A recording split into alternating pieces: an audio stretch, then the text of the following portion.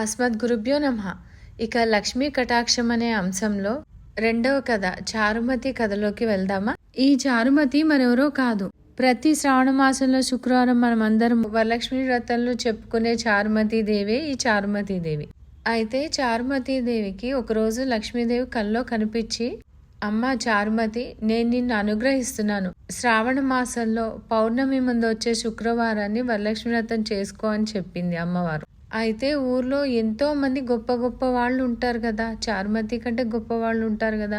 చారుమతికే అమ్మవారు కనిపించి ఎందుకు చెప్పింది? ఎందుకంటే చారుమతి బాగా డబ్బున్న ఆవిడ. మీకు అనుమానం రావచ్చు, ఇదేంటి ఈవిడ ఇలా చెప్తుంది, డబ్బున్న ఆవిడైతే భక్తురాలా, అంటే దేవుడు కూడా ధనవంతులకు మాత్రమే కనిపిస్తాడా అని మీరు అనుకోకముందే ఉన్న విషయం కూడా చెప్తాను.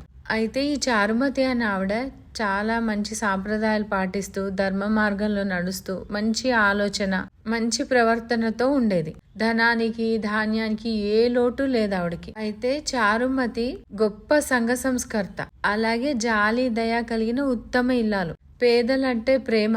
తను అంత ధనవంతురాలైనా ఉన్నవాళ్లతో కాకుండా పేదలతోటే స్నేహం చేసేది, వారితోటే మంచి అనుబంధం ఏర్పరచుకుంది. ఇది ఎలా తెలుస్తుంది అంటే, మనం కథ చెప్పుకోవడం మొదలుపెట్టినప్పుడు మధ్యలోనే మనకు అర్థమైపోతుంది. ఇలా చారుమతికి అమ్మవారు కల్లో కనిపించి చెప్పేసరికి పూజ మొదలు పెట్టుకుంటుంది కదా.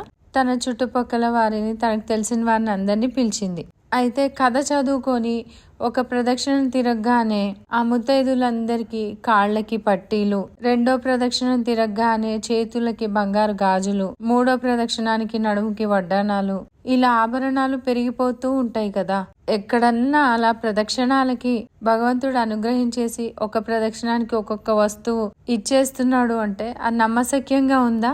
ఎంత మనం పరమ భక్తులమైనా సరే మనకి ఎంతో కొంత అనుమానంగా ఉంటుంది కదా. ప్రదక్షిణాలు చేస్తున్న ఆభరణాలని వస్తాయంటే ఇక అందరూ ప్రదక్షిణాలే చేస్తారు కదా. అక్కడే ఒక రహస్యం ఉంది. అంటే ఆ ముత్తైదులు ప్రదక్షిణాలు చేస్తుంటే ఆభరణాలన్నీ ఒకదాని వెంట ఒకటి వస్తున్నాయి అంటే అంతకు ముందు వారికి ఆభరణాలు లేనట్టే కదా, వారు చాలా పేదవారు అన్నట్టే కదా.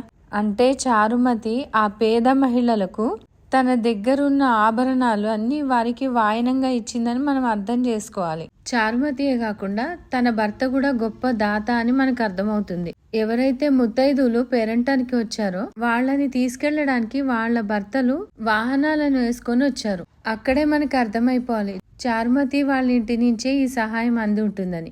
ఇలా చారుమతి పేద మహిళలను తన ఇంటికి ఆహ్వానించి వారికి భోజన తాంబూలాలు ఇచ్చి వారిని ఆర్థికంగా కూడా ఆదుకుంది. అందుకే లక్ష్మీదేవి చారుమతికి కనిపించింది. అలాగే ఈ పూజ చారుమతి తనకు తెలిసిన సంపన్నులందరి చేత కూడా చేయించి ఇలా ఒక ధార్మిక కార్యక్రమం అంటే చారిటీ అనేది మొదలు పెట్టింది. సరే, ఈ చారుమతి కథ ఎప్పుడో జరిగింది కదా, మనం చాలా సంవత్సరాల నుంచి ఈ కథ వింటున్నాము. కథ పూర్తయ్యాక అక్షంతలు నెత్తి మీద వేసుకొని పూజని ముగించుకుంటున్నాం. మరి ముందు చెప్పినట్టుగా మనలో కూడా ఒక చారుమతి ఉంది కదా. అంటే అమ్మవారు చారుమతిని అనుగ్రహించినట్టు మనల్ని కూడా ఏదో ఒక రూపంలో అనుగ్రహించే ఉంటుంది కదా. ఖచ్చితంగా మనలో అందరము భగవంతుడి అనుగ్రహం పొందిన వాళ్ళమే ఉంటాం కదా. ఇప్పుడు కాకపోయినా ఎప్పుడు ఒక్కసారైనా జీవితంలో చారుమతి కథలానే మనకు కూడా భగవంతుడు ఏదో ఒక సందర్భంలో అనుగ్రహించిన ఆ మంచి విషయాన్ని కథలాగా తలుచుకొని ఆ మంచికి ఆనందానికి బలమిస్తే అది పదింతలు అవుతుంది. ఎలా అయితే చారుమతి కథ ఊరు వాడ అంతా ప్రచారమై తరతరాలు ఇంకా బలం చేకూరుతుందో, అలాగే మనకు జరిగిన మంచిని కూడా తలుచుకొని భగవంతుడికి ధన్యవాదాలు చెప్పుకొని దాన్ని సరదాగా ఒక కథలాగా సన్నివేశాలతో చెప్పుకొని అక్షింతలు నెత్తి మీద వేసుకొని మనకు జరిగిన మంచిని మరింత బలపరుచుకుందాం. అలాగే 10 మందికి పెద్ద సహాయం చేయకపోయినా ఆ రోజు కనీసం ఒక్కరికైనా సరే పేదవారికి వారికి నెలకి సరిపడా సామాగ్రి తాంబూలం రూపంలో ఇద్దాం. ఆ పేద మహిళలకు మనమే చారుమతులై వారికి లక్ష్మీ కటాక్షాన్ని కల్పిద్దాం. ధన్యవాదాలు.